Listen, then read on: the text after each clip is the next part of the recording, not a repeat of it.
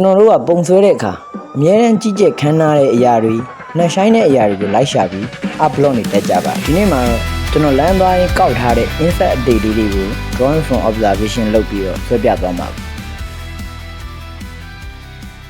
ဒါကတော့ဒီနေ့ကျွန်တော်အသုံးပြုသွားမယ့်ပစ္စည်းလေးပဲဖြစ်ပါတယ်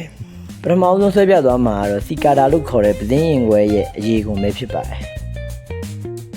drawing from observation လုပ်တော့မယ်ဆိုရင်ကိုဆွဲမဲ့အရာဝတ္ထုကိုမဆွဲခင်မှာအရင်လိုတည်တည်ချာချာလက်ပတ်ကြည့်ဖို့လိုပါတယ်ဒီလိုသိငယ်ပြီးတာမန်လူတွေတတိမထားမိပဲကြော်သွားတတ်တဲ့ insert လေးတွေကိုတည်တည်ချာချာစိုက်ကြည့်ပြီးဆွဲလိုက်တဲ့အခါမှပဲသူတို့ရဲ့ထူးခြားပြီးအံ့ဩစရာကောင်းတဲ့ပုံစံလေးတွေကိုတတိထားမိလာပါတယ်ပုံဆွဲတဲ့အခါမှာလည်းဒီ insert လေးရဲ့ outline လေးတွေကိုအရင်ဆွဲပြီးတော့မှသူ့ရဲ့အထဲထဲမှာရှိနေတဲ့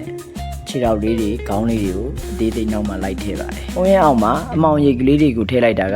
အတိမ်နဲ့ကိုထွက်စေသလို line နဲ့ဆောင်းသွားတာလေးတွေကိုလည်းဖုံးကွယ်လိုက်လို့ရပါတယ်။ line တွေမညီမညာဖြစ်နေရင်လည်းဂီယူမဆိုင်ပါနဲ့ပျော်ပျော်ရွှင်ရွှင်နဲ့ကစားသွားဖို့ကအဓိကပါပဲ။အခုဆွဲပြီးသွားတဲ့ insert လေးကတော့ပဇင်းရင်ခွဲရဲ့အရွယ်မရောက်သေးတဲ့ဘာရှင်ပဲဖြစ်ပါတယ်။အခုမြင်နေရတာကတော့ပဇင်းရင်ခွဲအရွယ်ရောက်ပြီးသားဘာရှင်ပါ။အရွယ်ရောက်ပြီးသားပဇင်းရင်ခွဲကိုတေချာကြည့်လိုက်တဲ့အခါမှာတော်တော်လေးအံ့အားသင့်စရာကောင်းတာကသူ့ရဲ့ပိုက်ထဲမှာဥတွေမရှိနေတာပါသူတို့ရဲ့အတန်ကကျွန်တော်တို့ကိုတော်တော်လေးဒုက္ခပေးပါတယ်အဲ့ဒီလိုအော်ဒါကအထီးတွေကအမားတွေကိုမိတ်လိုက်ဖို့အတွက်သူတို့ရဲ့အတန်နဲ့ဆွဲဆောင်တာဖြစ်ပါတယ်ပုံဆွဲတဲ့အခါအသေးသေးလိုက်ဆွဲနေမယ်အစားရိုးရှင်းအောင်ဘယ်လိုချုံပြရမလဲဆိုတာကိုစဉ်းစားပြီးလက်ရဲဆက်ရဲဆွဲတာကပို့ပြီးတော့စတိုင်ကျစေပါတယ် sketchbook ဆိုတာကစားကွင်းနဲ့တူပြီးတော့ကျွန်တော်တို့ကအဲ့ပေါ်မှာပျော်ပျော်ပါးပါးကစားနေဖို့ပဲလိုပါတယ်အယောင်ချဲတဲ့ခါမှာလည်းအပြင်ကအယောင်နဲ့လုံးဝတူအောင်လိုက်ချဲနေဖို့မလိုပါဘူးသင်းရင်ခွဲရဲ့လူကယ်အယောင်ဖြစ်တဲ့လိမ်မော်ရောင်နဲ့အညိုရောင်ကိုပဲပေါ်ပေါ်ကြည့်ကြည့်တုံးပြီးတော့ဆွဲသွားတာပါအခုတစ်ခေါက်အလဲကျတဲ့ model လေးကတော့ dragonfly လို့ခေါ်တဲ့ပဇင်းပဲဖြစ်ပါတယ်ဒီပဇင်းလေးကကျွန်တော်လိုချင်တဲ့ပုံစံတိုင်းမဟုတ်ပဲအတောင်ပံလေးတွေကအောက်ကိုစိုက်နေတာပါတကယ်လို့အတောင်ပံလေးတွေကိုကျွန်တော်လိုချင်တဲ့ position အတိုင်းပြောင်းလိုက်လို့ရှိရင်အတောင်ပံလေးတွေပြုတ်ထွက်သွားနိုင်တဲ့အတွက်ကြောင့်ဒီတိုင်းလေးပဲဆွဲလိုက်ပါတယ်ဒီပဇင်းလေးကိုဆွဲနေရင်လည်းကျွန်တော်ငယ်ဘဝအကြောင်းလေးကိုဖောက်တဲ့ချကြည့်ပါတယ်ကျွန်တော်3-4တန်းအရွယ်လောက်ကမုံစားကြောင်စင်းကျင်ရောက်ရင်ပဇင်းလေးတွေဓာတ်ခုတ်ကောင်လေးတွေကိုလိုက်ဖန်တတ်တဲ့အကျင့်တစ်ခုရှိပါတယ်ကိုကလိုက်ဖမ်းလိုက်သူတို့ကထွက်ပြေးလိုက်နဲ့ပျော်စရာကောင်းပါတယ်ဓာတ်ခုတ်ကောင်အကြီးတွေကိုဖမ်းမိရင်တငယ်ချင်းတွေကိုကြွားပြီးပျော်လို့မဆုံးပါဘူးအခုအရွယ်ရောက်လာတော့အဲ့လိုဖမ်းမိရင်တော့ငငယ်တုန်းကလိုပျော်မယ်မထင်ပါဘူးအခုချိန်မှာတော့သူတို့ကိုလိုက်ဖမ်းရတာတဲ့ထူးခြားချက်လေးတွေကိုတည်တည်ချာချာစိုက်ကြည့်ပြီးသူတို့ရဲ့အလားတရားကိုပုံဖော်ရတာတော်တော်လေးပျော်စရာကောင်းနေပါပြီဒီလို observational drawing ကကျွန်တော်တို့ရဲ့အမြင်အာရုံကိုပုံမဆူရှက်လာစေတာပါပဲ။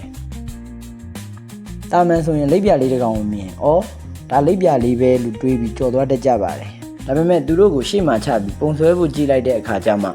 ှတာမန်မျက်စိနဲ့မမြင်နိုင်တဲ့အသေးစိတ်အလားတရားလေးတွေကိုစတင်သတိပြုမိလာပါတယ်။သူ့ရဲ့အတောင်ပံပေါ်ကအကွက်ကလေးတွေဘလို့အစီအစဉ်ကျနေလဲပြီးတော့သူ့ရဲ့ခြေထောက်လေးတွေမှာပါတဲ့အမွှေးနုလေးတွေအထိဆွဲဖို့အတွက်ကြည့်ရပါတယ်။ဒါကဘာလို့လေ့ကျင့်ပေးလဲဆိုရင်အုံနောက်နဲ့မျက်စိညှိနှိုင်းမှုကိုတိုးတက်စေပါတယ်ကျွန်တော်တို့က insert လေးတွေကိုသဘောတရားနဲ့မဟုတ်ပဲသူ့ရဲ့တကယ် geometric ပုံသဏ္ဍာန် line တွေအချိုးအစားတွေကိုပါအမှန်တိုင်းမြင်တက်လာပါတယ်အဲ့ဒါနဲ့တင်အားမရသေးပဲသူတို့ရဲ့အလေးထားတွေထူးခြားချက်တွေအပြင်သူတို့ရဲ့အချက်လက်တွေကိုပါ reset ထပ်လုပ်ပါတယ်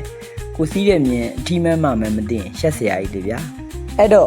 ဒါဟာတာမန်ပုံဆွဲတာမဟုတ်ပါဘူးကိုယ့်ရဲ့ပတ်ဝန်းကျင်ကတာမန်အရာလေးတွေကိုအရင်ကထပ်ပို့ပြီးမျက်နှိုးတက်မှုထတက်လာစေတဲ့ကောင်းကျိုးလေးတွေကိုပါရရှိစေပါတယ်။လိပ်ပြလေးလည်းပြီးသွားပြီဆိုတော့နောက်ထပ်ဆွဲမဲ့အကောင်လေးကတော့အားလုံးရင်းနှီးပြီးသားဖြစ်တဲ့ဘိုးတောင်မာလေးပဲဖြစ်ပါတယ်။ဒီဘိုးတောင်မာလေးကိုဆွဲတာနဲ့ပတ်သက်ပြီးအရင်ရက်ကဗီဒီယိုလေးတင်ပေးထားပါတယ်။အရင်တစ်ခေါက်ကဗီဒီယိုထဲမှာပုံစံပေါင်းစုံရှုထောင့်ပေါင်းစုံကနေဆွဲခဲ့ပြီးတဲ့ muscle memory ကြောင့်အခုထပ်ဆွဲရတဲ့အခါအခက်အခဲမရှိပဲလွယ်လွယ်ကူကူနဲ့ဆွဲနိုင်ခဲ့ပါတယ်။အရင်ဗီဒီယိုလေးကိုမကြည့်ရသေးဘူးဆိုရင်လည်းတွားကြည့်လို့ရပါတယ်သူတို့ရဲ့ထူးခြားပြီးပြောင်းလဲနေတဲ့အစိမ်းရောင်လေးကကျွန်တော်အတွက်တော့တော်တော်လေးကိုဆွဲဆောင်မှုရှိပါတယ်ကျွန်တော်နဲ့အစိမ်းရောင်ပိုးကောင်လေးတွေရဲ့ကြားအမတ်တရဖြစ်ပျက်လေးတစ်ခုကိုမျှဝေခြင်းပါတယ်ပြီးခဲ့တဲ့ရက်ကအလုံးလုံးရင်အစိမ်းရောင်ပိုးကောင်လေးတစ်ကောင်ကိုမြင်တော့ပုံဆွဲမယ်ဆိုပြီးတော့သွားကင်လိုက်ပါတယ်လက်ထဲရောက်တော့မှအသက်ရှင်နေမှန်းသိလိုက်ရတာ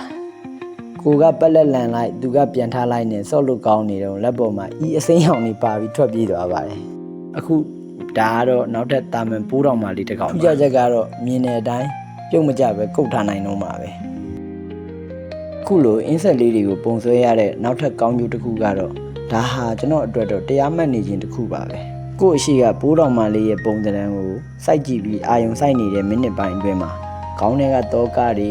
နှက်ပြန်အတွက်စိတ်ပူပန်မှုတွေအားလုံးဟာအလိုလိုငြိမ်းချသွားပါတယ် ပ ပြီးပြည့်စုံတဲ့လက်ရာကြီးဖြစ်ရမယ်ဆိုတဲ့မျှော်လင့်ချက်တွေဖိအားတွေအားလုံးကိုလည်းလွတ်ချထားလိုက်ပါတယ်။ line နေနဲ့တွန်းသွားလဲရတယ်မညီမညာဖြစ်နေတာတွေကိုလည်းခွင့်ပြုထားပါတယ်။အမှုပညာမှာကိုယ့်ကိုတင်းကျပ်မထားပဲလွတ်လပ်လပ်ဖန်တီးဖို့ကအရေးကြီးဆုံးပါ။ဒီလိုလက်ရှိပြစ္ဆုတ်ပန်တက်မှာပဲစိတ်ကိုထားပြီးပုံဆွဲနေတဲ့အတွက်ကြောင့်ပုံဆွဲပြီးသွားတဲ့အခါစိတ်ထဲမှာတိတိကျကျပေါ့ပေါ့ပါလန်းဆန်းသွားတာကိုခံစားရပါတယ်။ဖြည်းဖြည်းနဲ့ပုံနေဆွဲရင်စကားကြီးပြောလာခဲ့တာကျွန်တော်ရဲ့ sketchbook လေးကပြည့်လူနေပါဖြစ်နေပါပြီ။အခုလိုမျိုးဓာတ်ပုံကနေမဟုတ်ပဲလက်တွေ့ကဘာကြီးကအလှတရားတွေကိုတိုက်ရိုက်ဆွဲယူခြင်းနဲ့ပုံလဲမဆွဲတတ်ဘူးဆိုရင်ကျွန်တော်စီမှာဗီဒီယို class လေးရှိပါတယ်။ class ထဲမှာဗီဒီယိုတွေပဲကြည့်ပြီးလေ့လာရတာမျိုးမဟုတ်ပဲ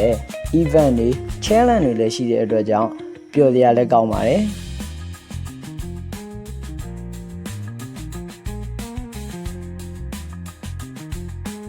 ဒီမှာသူတို့ကအသက်မဲ့နေပြီဖြစ်ပေမဲ့ကျွန်တော်ရဲ့ sketchbook ထဲမှာတော့ line တွေဆေးတွေနဲ့အတစ်တဖန်ပြန်ပြီးတော့အသက်သွင်းပေးလိုက်ရတယ်လို့ပါပဲ။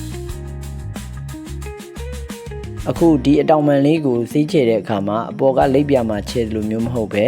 သူ့ရဲ့ pattern လေးတွေကို negative space အနေနဲ့ထားခဲ့ပြီးတော့ခြံခဲ့လိုက်ပါတယ်။ဒါကပုံကိုပို့ပြီးပေါ့ပါနဲ့အသက်ဝင်လှူရှားနေတဲ့ style ကိုဖြစ်ပေါ်စေပါတယ်။နောက်ဆုံးဆွဲဖို့ကြံနေတဲ့ model လေးကတော့ play mantis လို့ခေါ်တဲ့ရှင်ခိုးကောင်လေးပဲဖြစ်ပါတယ်။ငယ်တော့တွေ့ဘူးတဲ့ရှင်ခိုးကောင်တော်တော်များများကတော့အစိမ်းရောင်လေးတွေပါ။ဒီဓာတ်ခုတ်ကောင်လေးကအထီးလို့ယူဆလို့ရပါတယ်။ဓာတ်ခုတ်ကောင်အရွယ်စားရဆိုရင်အမတွေကအထီးတွေထက်အကောင်ပိုကြီးပါတယ်။အခုကောင်လေးတွေရဲ့မိတ်လိုက်ပုံကတခြား insect တွေနဲ့မတူပဲထူးကြပါတယ်။မိတ်လိုက်ဖို့အတွက်အထီးတွေကအမတွေအနားကိုသွားရပြီးအထီးတွေလာတဲ့အခါမှာအမတွေကအထီးတွေရဲ့ခေါင်းတွေကိုဖြတ်ပြီးတော့စားလိရှိပါတယ်။ဓာတ်ခုတ်ကောင်အထီးတွေရဲ့ဘဝငါဓာတ်ခုတ်ကောင်ဖြစ်ပြီးကွာလို့អော်ခွင့်တော့မရှိပါဘူး။ဒီဗီဒီယိုကြည့်နေတဲ့သူတွေကိုလည်းအကြံတစ်ခုပေးခြင်းပါတယ်။ပုံဆွဲဖို့ idea ပိတ်နေရင်ပဲဖြစ်ဖြစ်စိတ်ညစ်နေရင်ပဲဖြစ်ဖြစ်အပြင်ထွက်ပြီးတဘာဝတရားတွေကအရာလေးတွေ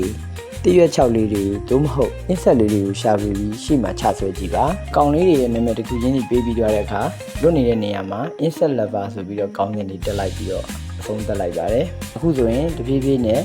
လက်ပြလေးတွေပိုးတော်မာလေးတွေရှင်ခိုးကောင်လေးတွေကိုပုံဆွဲလာခဲ့တာကျွန်တော်ရဲ့ sketchbook တစ်ခုလုံးလည်းနေရာပြည့်သွားပါပြီအားလုံးပဲပျော်ရွှင်တာပုံဆွဲနိုင်ကြပါလေ